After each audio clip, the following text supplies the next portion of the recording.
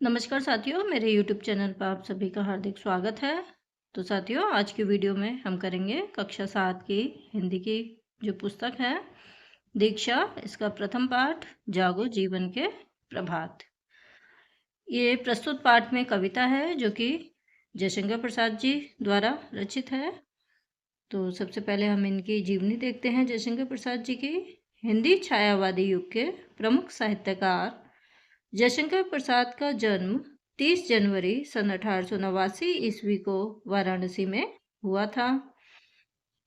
प्रसाद जी की स्कूली शिक्षा कक्षा 8 तक ही हुई थी, परंतु उन्होंने घर पर रहकर ही अंग्रेजी, हिंदी, संस्कृत आदि भाषाओं का अध्ययन किया। 15 वर्ष की अवस्था से ही इन्होंने काव्य रचना आरंभ कर दी थी। प्रसाद जी श्रेष्ठ कवि, कहानीकार, उपन्यासकार और नाटककार थे।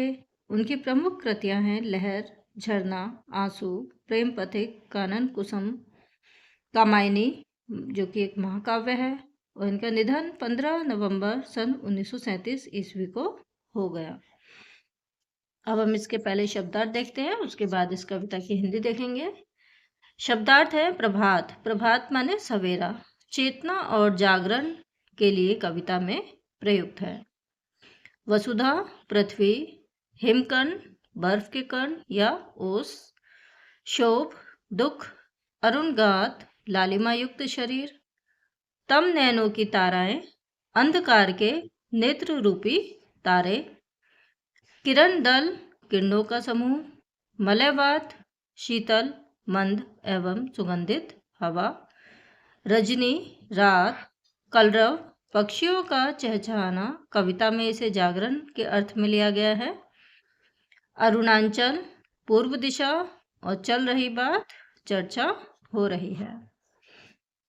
तो चलिए अब हम इसकी जो हिंदी है कविता की वो शुरू करते हैं।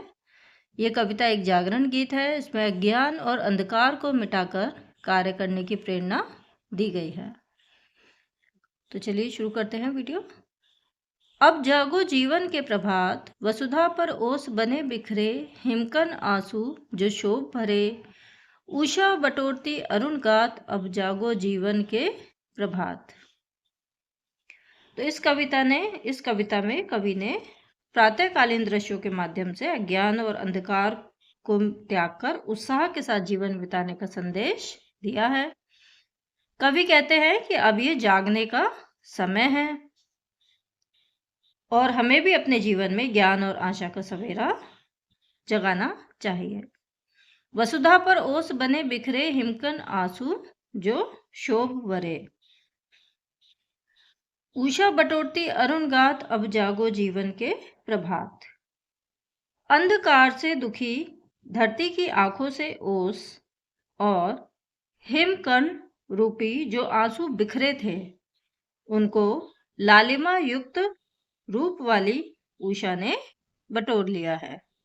उषा मतलब सुबह। इसी तरह हमें भी अपने जीवन को उत्साह की लालिमा से भर देना चाहिए और दुख और निराशा को दूर कर देना चाहिए। जिस तरह सुबह होने पर अंधकार समाप्त हो जाता है, उसी प्रकार हमें भी अपने जीवन में अज्ञान रूपी अंधकार को समाप्त कर देना चाहिए। तम नैनों की ताराएं सब मूंद रही, किरण दल में है अब चल रहा सुखद यह मलयवात, अब जागो जीवन के प्रभात। कवि कहते हैं कि प्रातःकाल होने पर अंधकार के नेत्रों की पुतलियां जैसे लगने वाले तारे अब प्रकाश की किरणों के कारण अदृश्य होते जा रहे हैं, क्योंकि सुबह होने पर तारे हमें दिखाई नहीं देते प्रकाश के कारण। चल रहा सुखद यह मलयवात, अब जागो जीवन के प्रभात। मलय पर्वत से आने वाली सुगंधित, शीतल, मंद और चंदन की गंध से पूर्ण हवा चल रही है। इसी तरह हमें भी अपने जीवन में प्रभात लाना चाहिए और उसे आनंदमय बनाना चाहिए। रजनी की लाज समेटो तो, कलरव से उठकर भेटो तो, अरुणाचल में चल रही बात, अब जागो जीवन के प्रभात। कवि कहते हैं कि अब अंधकार दूर हो गया है, तो अब पक्षियों के मधुर स्वरों का आनंद लेना चाहिए। इसी तरह हमें भी अपने जीवन में अंधकार को दूर करके उसमें ज्ञान और आशा का प्रकाश फैलाना चाहिए और अपने जीवन में प्रभात अर्थात सवेरा यानी ज्ञान का सवेरा लाना चाहिए।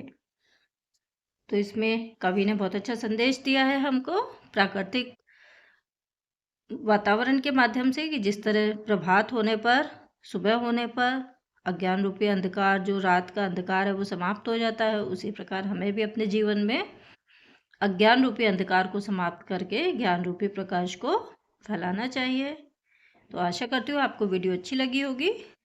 मिलते हैं अगली वीडियो में, तब तक के लिए पढ़ते रहिए, खुश रहिए और सभी को मेरा नमस्कार।